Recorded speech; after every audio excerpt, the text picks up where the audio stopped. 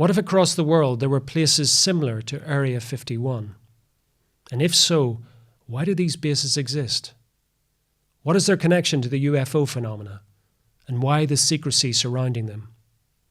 Time to uncover the evidence here on Things Visible and Invisible.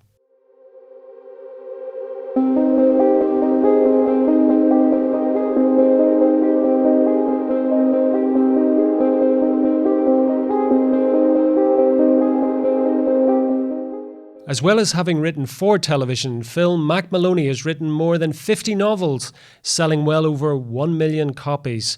He has also written non-fiction titles, including Beyond Area 51 and UFOs in Wartime, What They Didn't Want You to Know. And he joins me down the line from his home in Boston. Mack, welcome to Things Visible and Invisible. Thank you very much for having me. Mack, the idea of Area 51 has become part of our, shall we say, our cultural landscape. Most people are familiar with the idea of Area 51. They're not absolutely clear what Area 51 is. So maybe we could start with that. Area 51 does exist. We know it exists. What is it? How did it come about? And more importantly, what is it for? Hey, yes, it does exist. It's about 75 miles northwest of Las Vegas, Nevada. Okay, the famous gambling place. Is also a huge U.S. Air Force base out there, Nellis Air Force Base. And there's several bases out in the desert. It's nothing but desert north of Las Vegas until you get to Reno, which is several hundred miles even further north. Area 51 was originally constructed to test nuclear weapons in the late 40s and early 50s. And then from there, it morphed into a CIA base where they would take, let's say, experimental jets, you name it, helicopters, gliders, spy planes, and they would test them out there. And the reason they did that was that it's off of everybody's radar. There's enough space, enough area around there, plus it's a no-fly zone. You can't get within 50 miles of the place by road.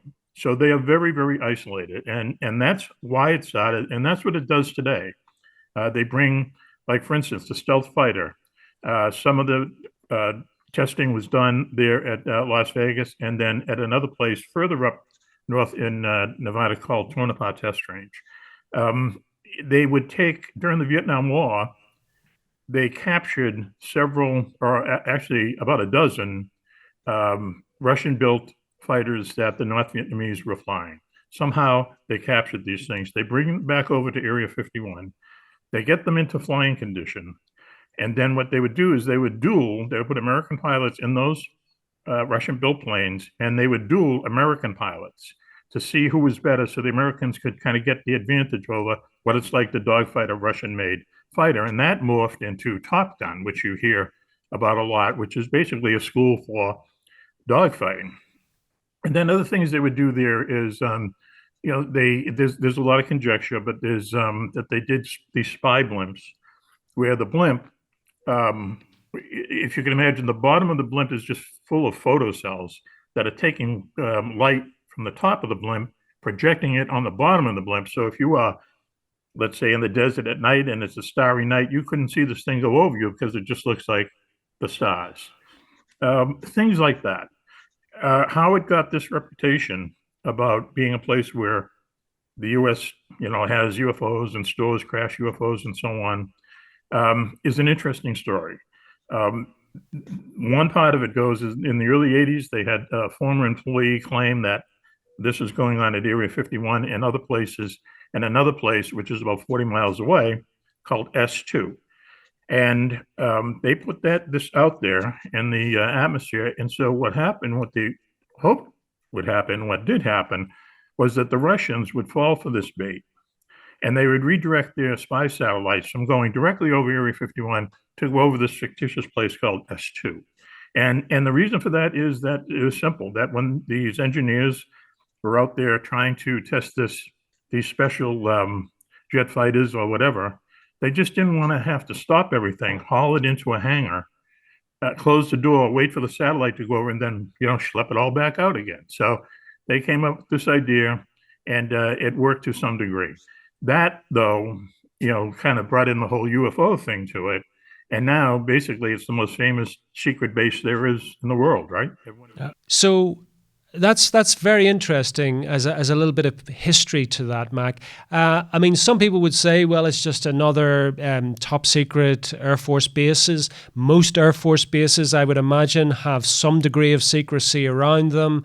Area 51 has a mythology around it, which may or may not be true. We just don't know.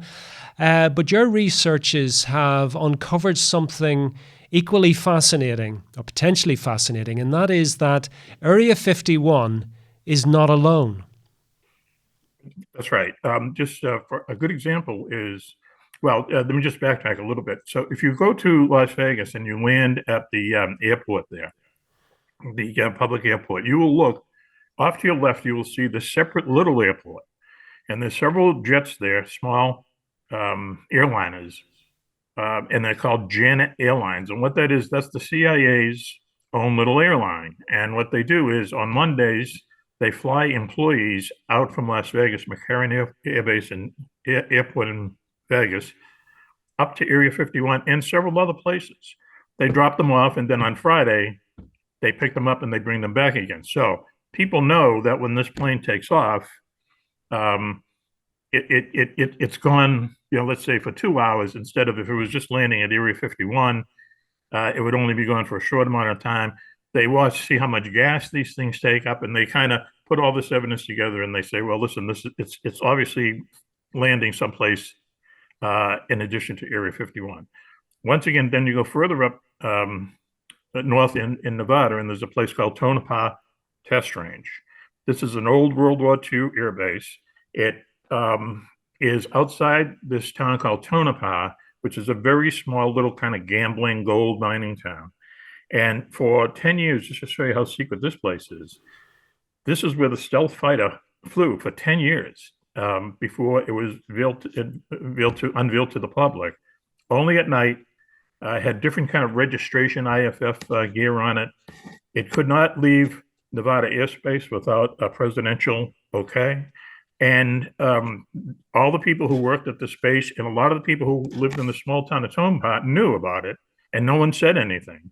And that's why, to the general public, it looked all of a sudden like we had the stealth fighter. Here it is. But it was actually 10 years in development, flying in absolute secret out of Tonopah. So for many reasons, Tonopah is actually a lot more secret than Area 51 is. But again, Mac, I mean, playing the devil's advocate here, secret bases linked to the military are not unusual in any country. For example, I think if you look at Google Earth, you might have difficulty trying to get into Area 51. There, it's just, but that was quite common in maps of old. I can remember certain, military institutions or installations would have a sort of blank area around a certain map. So there's this sort of secrecy is the norm when it comes to military facilities for obvious reasons. However, what your research seems to be suggesting is that there is a network of these secret facilities, and perhaps the network is there to facilitate something more than simply national defense. Well, there's all kinds of possibilities like that. Some of these places, especially in the UK, there's some American bases there that are NSA listening stations that are just unbelievably totally shut down as far as the secrecy is concerned. We did a little bit of, I'm not sure if this answers your question or not, but we did some research on where would you find Area 51 in the UK. And there's actually like about 6 or 7, possibilities, let's say. But the one that we came up with is Rudloe Manor, which you may or may not have heard of, but it's I believe it's in Salisbury. It's near Stonehenge, I think, or in the neighborhood. And what they used to do is they used to build Spitfires there underneath this grand manor, and they built the secret railroad into London, and that's how they would get the Spitfires into London during World War II without having the risk of the Germans bombing them, in transit. And then the secret life of this place kind of stayed with it. And where they might not test weapons and stuff like that. But there seems to be a lot of crazy stuff going on at Rudloe Manor.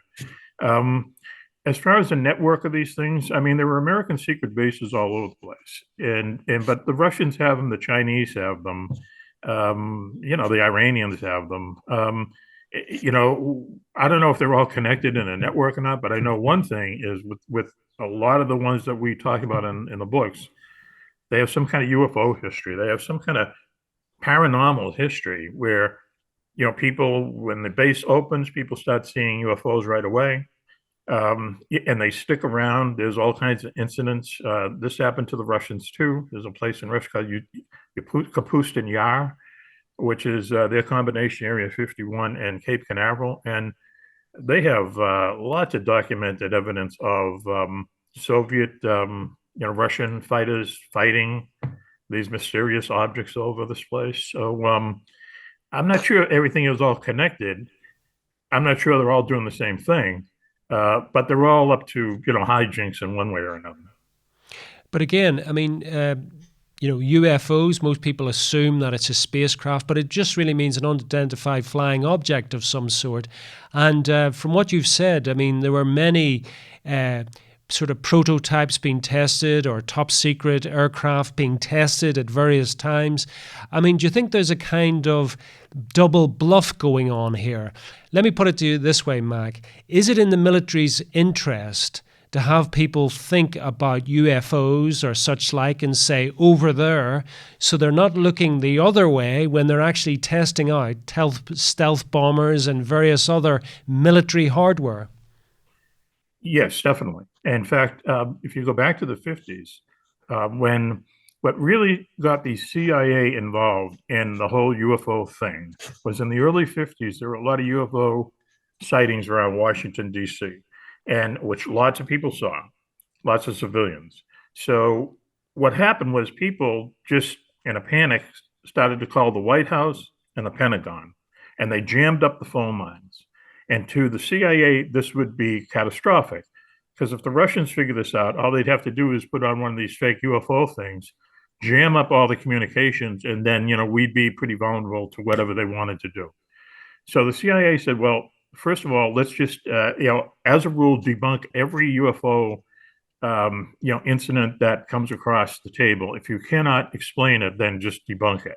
Say it was Venus or whatever and so on. But they also knew that people were always kind of looking at the skies, right? So they knew, for instance, if they had let's say a jet test fly at 20,000 feet over Los Angeles, and they read the media the next day, excuse me, and they see how many people saw it.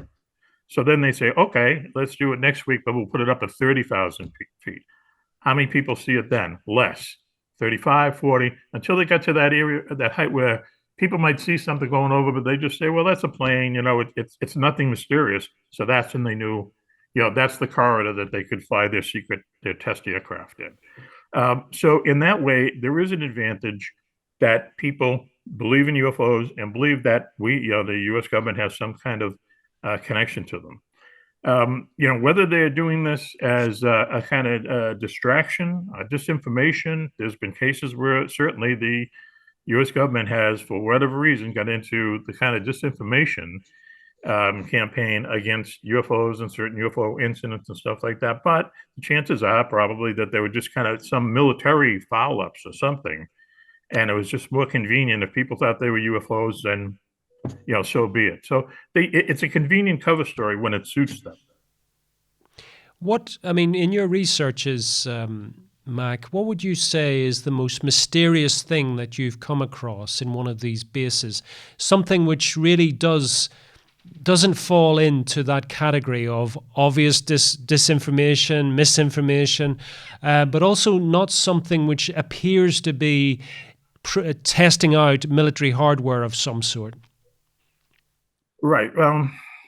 There's always something. And someone once told me, or I read somewhere, that for every 10 secret aircraft they come up with, only one comes out of that. There are 9 failures. But you see, they take they take all the positive things from those 9 failures, and they put it all into one thing, and that's like your stealth fighter or the stealth bomber, for instance. Now, if you've ever seen the stealth bomber in the sky, I saw one fly over, and if you didn't know it, you would think this was something from Mars or whatever, because it just looks so alien, you know.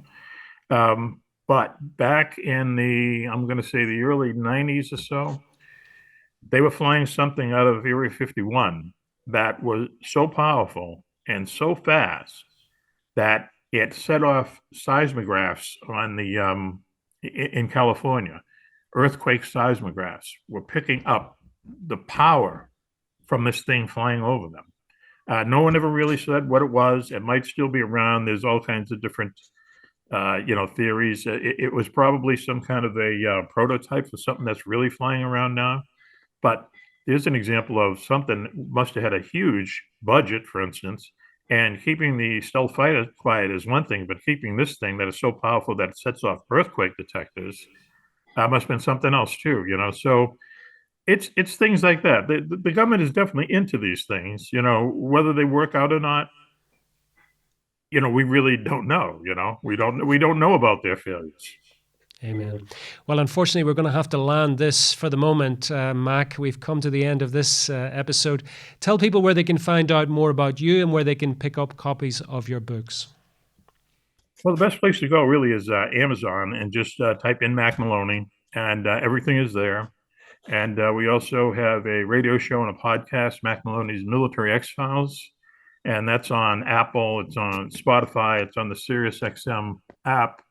You can really find it anywhere. A weekly show where we sit around and we talk about all things kind of paranormal, high energy show, however, and we have a lot of fun doing it. So Amazon, and then Mack Maloney's Military X-Files radio show, 2 places people can find me. Mack, thank you so much for coming on Things Visible and Invisible. Thank you for joining us on another episode of Things Visible and Invisible. We're dedicated to uncovering phenomena that challenge our understanding of reality, from ancient enigmas and paranormal encounters to scientific anomalies and forgotten histories. If you enjoyed this journey into the mysterious and unexplained, please consider subscribing to our channel and hitting the notification bell to stay updated on future explorations. Have a personal experience or story that aligns with our investigations? We'd love to hear from you. Visit our website at tvi.show and reach out through our contact form. While we can't feature every submission, we review them all, and your story might be featured in an upcoming episode. To support our continued investigations, please consider becoming a Patreon supporter or channel member. Your contributions make these explorations possible and give you access to exclusive content, early releases, and monthly behind-the-scenes discussions with our team. Don't forget to check out our merch store. We've got everything from TVI-branded t-shirts and hoodies to stickers and coffee mugs, perfect for showing your support while keeping the mysteries close. Thank you for watching, and we'll see you next time as we continue to explore the things visible and invisible.